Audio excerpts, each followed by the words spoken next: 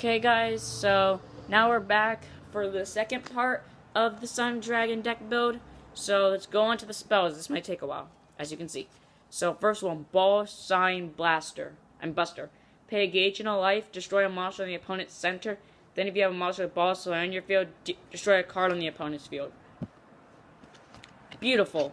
Because what I like to do, just in case you guys don't know what Serenade is, it's a very annoying card that just prevents that Requiem, which basically makes your opponent lose if it stays on the field long enough, but it doesn't have Soul Guard. And there are a bunch of cards that can protect it. What you do is that you pay a gauge, pay a life, destroy the monster that protects it. Hopefully it's in the center, because they normally put it in the center. And then you destroy Serenade. So even though you lose a monster because of it, you destroy Serenade. You destroy Requiem, aka their win condition. Also, this just works on any regular deck. Use this against Ozzy Haka people. It works. It legit just kills their center, like, die. Next up is Dragon Force Liberation. It only works when it works best when you have a Dragon Force, but it works whenever. So you gain a life, and then if you have a Dragon Force equipped, you can call up to one Sun Dragon monster from your drop zone by paying its call cost. So, yeah, you get pluses off it. This is a pleb right here. He doesn't exist. This is my Sun Dragon buddy, okay? Remember when I said that, whenever I said I was Bot's real buddy? This is my real buddy and my favorite one. This boy over here doesn't deserve a buddy. He doesn't deserve life. Run that at 1 if you decide to run it at all. I run it because of photo space and I actually like the art a bit. Next up is our shields. If you're running a Dragon Ball deck without shields, what the heck is wrong with you? So, Blue Dragon Shield, I run it 2. So, cast cost, your opponent's attacking you, you don't have a monster in the center. All Dragon Shields except for one require you not to have a monster in the center to actually use their shield. So, when you cast it, nullify the attack and gain a gauge. I decided not to run Green Dragon Shield over this because, 1, Green Dragon Shield isn't as good as this because you actually want to be down to 6 life or less so you can actually get out the Dragon Forces. And this gives you gauge, and this deck kind of has like a gauge problem. And remember that combo that I told you last video where you can spam that Dragon Force thing? Yeah, once I get that Dragon Force thing, you're gonna realize that this gauge thing I got going on here isn't a problem. It's more a fact helping situation, if anything. Sun Dragon Shield. This is my favorite spell. 1, because it's a really good Dragon Shield, and 2, I just like the foil right here. Like, look at it. Look at it, guys. It's a beautiful foil. Let's just appreciate this for a minute. So, just like the other Dragon Shield, you cannot cast it if you have a monster in the center.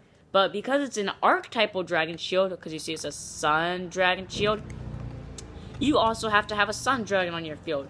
Reason why I'm okay with that is because you get a gauge in a life when you use it, and then if you have 2 or more Sun Dragons on your field, they can't nullify the spell. What was that overturn jackknife? You can't use your overturn to nullify the spell? Get wrecked! Sun Dragon Shield, boys. Sun Dragon Shield for the win. Run this at 4 in a Sun Dragon deck and nothing less. If you run less than this in a Sun Dragon deck, and you're wrong. If you run Green Dragon Shield over this for some reason, you are wrong and you are a horrible person and you make me cry on the inside. Our next spell, which is evidently our last, Pizza Race. So it's pay a gauge to cast, stand a Sun Dragon on the field, then if you have no monsters on your center, deal 1 effect. Then if your opponent has no monsters on their center, deal 1 effect damage. So this has an errata where it's supposed to have a counter on it, but it doesn't have a counter on it.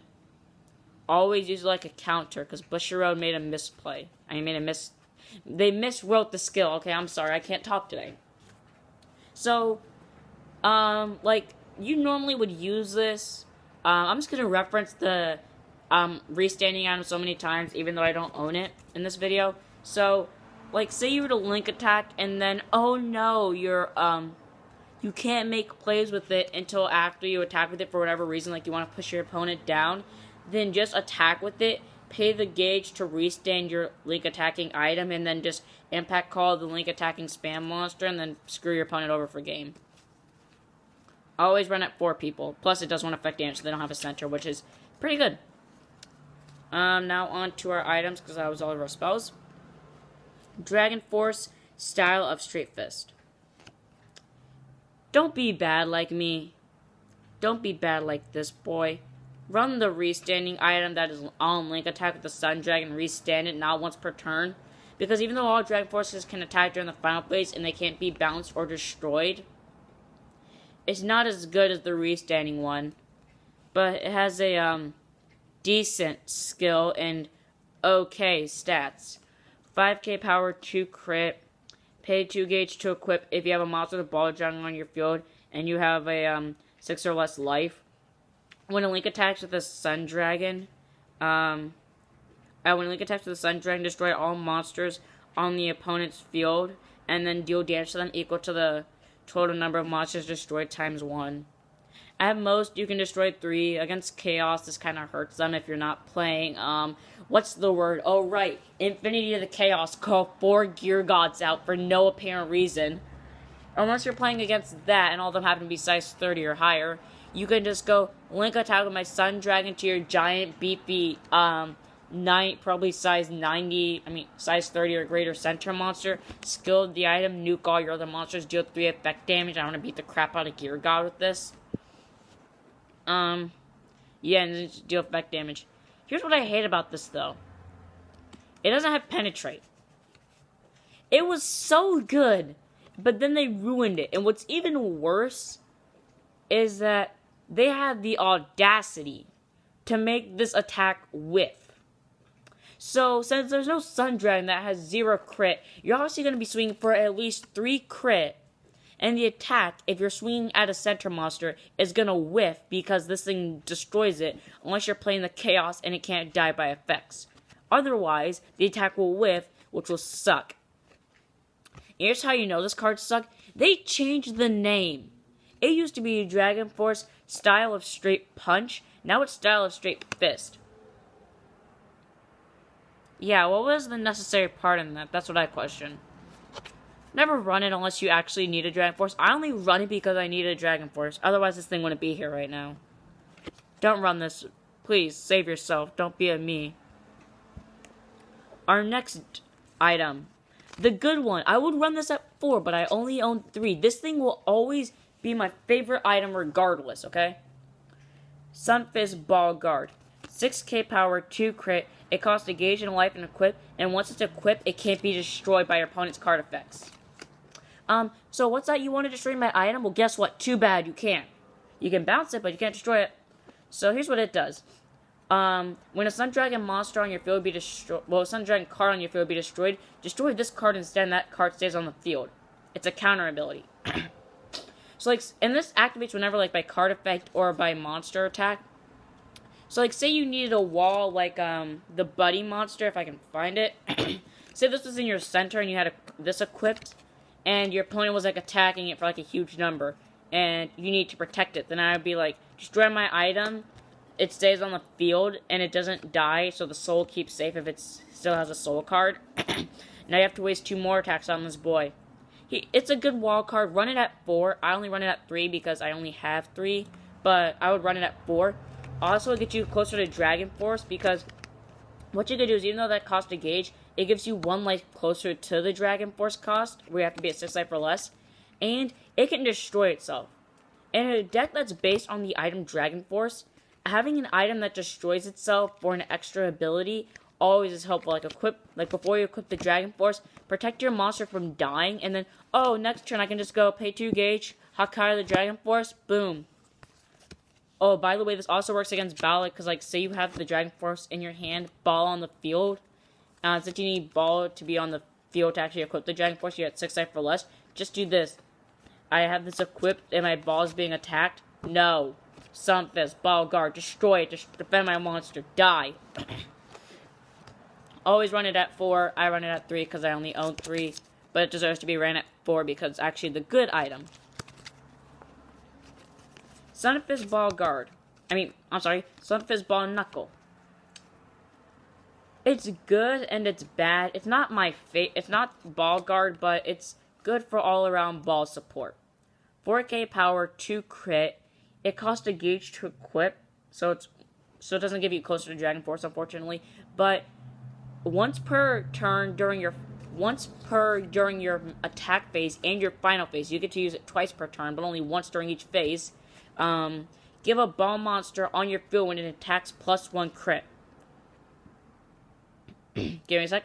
So essentially what you can do is this. Say, give me a second. Say this and this were in your hand, okay? Say these were in your hand. So you pay a gauge, call this boy, like buddy call. So what you do is that you attack with the item for 2. Then what you do is that you use Ball Dragon to attack for 2 with plus a 5k power. And then skill of Ball Knuckle will get +1 crit, so it's attacking for 3 with Penetrate. Then you call Final Phase, you get a gauge because of this boy. And then you pay 2 gauge, put this boy into your gauge, destroy its soul card if it actually has one. And call Grand Strike to your center. Grand Strike attacks for 4 crit due to Ball Knuckles effect with Penetrate. It's a really good ability, guys. I'm not gonna lie. This thing's actually overpowered. It actually does its job. This thing does its job with this. This thing does its best with this because nothing in this deck actually supports this thing but this. And this isn't even made to support this. It's just made to it was just made in early ball time where ball monsters were focused on getting high critical and one-turning them. This is when it was made. This was made during that time too. This thing's only support in this deck is literally this. Otherwise, this thing doesn't really have any support. So, I still suggest running this. I suggest in my item lineup, like my all-star item lineup, I would say 4 Ball Guard, obviously. 2 copies of Dragon Force, just regular Dragon Force Dragon World variant. And then Dragon Force Style of Super Sun at 2. So, and then at this Ball Knuckle at 2 or 3. So you have like 11, like you have 10 or 11 items. Pretty good amount of items, in my opinion. It kind of works out for you and everything. And since this is Dragon World, anything that was related to Gao in any way is going to be item related in general. Definitely suggest that. I don't have a sideboard because, one, I probably won't have a sideboard for any of my decks. Mostly because all my extra cards, they're not in the deck for a reason. It's because they either don't synergize with the deck in any way, shape, or form, or it's just there because it's either a vanilla with very horrible stats and doesn't support the archetype in any way possible, or it just doesn't support anything in general. Like, heck, one of my decks, it has, it's size 1 related, and there's a size 1 in there that I only run because, even though it's a vanilla, it's a size 1. Yeah. So, none of my decks really have a sideboard. Maybe eventually I'll get one. If I get a sideboard, I'll run this, okay? Guys, I will put a Patreon account. Once I figure out how to do a Patreon account, I'll make one. And if you want to see me actually use sideboards and use most of the decks that you guys want me to use, donate to my Patreon, okay, guys? So, that was the deck. I hope you guys enjoyed. So, by the way, I will be doing deck profiles on my own because my supporter will always be doing something else. So don't forget to check us out. Goodbye, guys.